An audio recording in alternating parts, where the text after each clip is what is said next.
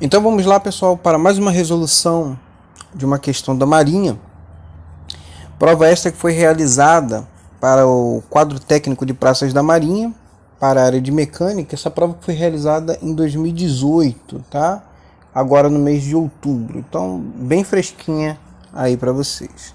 Mais uma vez, vale ressaltar que você pode acompanhar as nossas atividades através das nossas redes sociais, Instagram e Facebook, cujos links estarão na descrição. Também não se esqueça de se inscrever no canal, acompanhar as nossas atividades, dê o seu like, compartilhe com seus amigos e deixe também seus comentários, suas sugestões, ok? Então vamos lá. Questão 16, ele diz o seguinte, que uma peça de alumínio de 400 milímetros de comprimento está inicialmente a uma temperatura ambiente de 30 graus Celsius, sabendo que essa peça sofreu um aumento de comprimento de 0,48 milímetros e considerando que o coeficiente de dilatação térmica do alumínio é igual a 0,000024, pode-se afirmar que ela foi aquecida a uma temperatura de... Pessoal, só relembrando aí, tá? O coeficiente de dilatação térmica ele possui uma unidade sim, que é graus Celsius a menos 1, tá? Já vamos explicar o porquê. Então vamos lá. A alternativa A ele fala que é 75 graus Celsius, B 78,5 graus Celsius, C 80 graus Celsius, D 82,5 graus Celsius e E 90 graus Celsius. Só explanando aqui a parte conceitual da resolução dessa questão. Então a gente vai trabalhar aí na área de dilatação térmica, né? O que eu preciso saber? O que eu preciso compreender? Então você tem uma estrutura ali onde você tem os átomos, tá? Isso funciona para todos os materiais, né? Alguns mais e alguns menos, dependendo das suas características, vão possuir, obviamente, coeficiente de dilatação diferentes, ok? O que isso significa? Significa a facilidade com que esse material irá ter o seu volume aumentado. Porque uma vez que eu aplico energia térmica sobre essa estrutura, os átomos eles irão se agitar mais. Compreende isso? E uma vez que eles se agitam mais, obviamente eles vão requerer um espaço maior, né? Para que esse deslocamento seja efetuado. Daí acontece a variação no volume. Então, se eu estou aplicando energia térmica, ou seja, se eu estou inserindo calor naquela estrutura, ele irá aumentar de tamanho porque os átomos estarão se agitando mais. Se eu retiro calor, né, então essa estrutura ela irá diminuir, irá haver uma redução no seu tamanho, né, no seu volume, se a gente estiver falando de dilatação volumétrica. É importante saber que as dilatações elas se dão em três aspectos, né? Nós temos a dilatação linear, que é o caso da nossa resolução. Nós temos a dilatação espacial, né? Que seria na área. E nós temos a dilatação volumétrica, que o próprio nome determina, que é no volume. Ok? Então a dilatação linear é justamente isso. Você tem uma barra, ok? Ela possui um comprimento inicial e você injetou energia térmica nessa barra. Vai haver o deslocamento, vai haver uma variação no comprimento, ok? Então vamos lá. O porquê que isso é tão importante? Né? Nós temos todas as nossas estruturas hoje, quando nós calculamos, essa variação deve ser compreendida, justamente para que problemas sejam evitados. Então nós temos aí na imagem um trilho, né, de trem, que obviamente não foi considerado essa variável.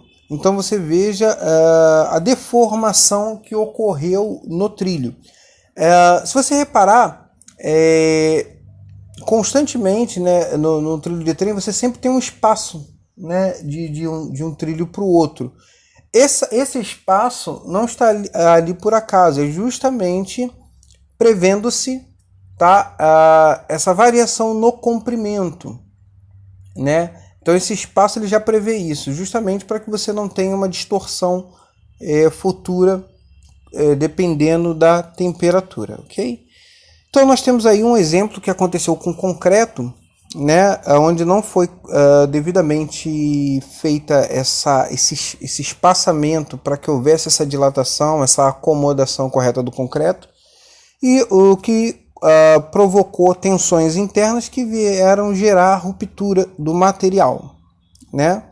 Então, para o pessoal que vive aqui no Rio, é muito comum a gente que passa ali na ponte de Niterói, a gente vê aquelas frestas ali, e aquelas frestas são chamadas de junta de dilatação, justamente prevendo essa alteração no comprimento de uma estrutura para outra, né? Então, isso é previsível, tá? Isso é calculado justamente para que a estrutura não se rompa, tá? Agora vamos lá para a resolução, separando os dados, né? Comprimento inicial 400 milímetros, a temperatura ambiente, que vai ser a nossa temperatura inicial 30 graus Celsius. Houve uma variação no comprimento de 0,48 milímetros, o alfa, que é o nosso coeficiente de dilatação térmica linear, tá? Do alumínio, é igual a 2,4 vezes 10 a menos 5, né, graus Celsius a menos 1. O que isso significa? Esse coeficiente ele vai determinar o quanto, tá, o quanto que essa barra vai variar a cada variação de temperatura, né? A cada grau que eu variar na escala Celsius, então a minha variação no comprimento está intimamente relacionada a esse coeficiente. E eu preciso saber a temperatura final, ok? Então a fórmula para isso, gente, é justamente isso, que é o ΔL, que é a variação no comprimento, é igual ao comprimento inicial vezes o coeficiente de dilatação térmica linear vezes o ΔT, que é a variação da temperatura, ok? Então vamos lá. Então, ΔT, que é a variação da temperatura, vai ser igual à variação do comprimento dividido pelo comprimento inicial vezes o alfa. Logo, substituindo os valores, eu irei encontrar aí um ΔT igual a 50 graus Celsius. Só que o que eu quero saber é a minha temperatura final. E o ΔT, que é a variação de temperatura, ou seja, a temperatura final menos a inicial, o meu ΔT vai ficar, ou seja, 50 igual a temperatura final menos 30, ou seja, minha temperatura final vai ser 50 mais 30. Logo, a minha temperatura final vai ser 80 graus Celsius. Perfeito? Então, está correta a alternativa C. Ok, pessoal? Uma questão relativamente bem tranquila, tá? Então, basta apenas você ter um conceito básico desse assunto e partir para dentro, ok? Um grande abraço, espero ter ajudado a vocês.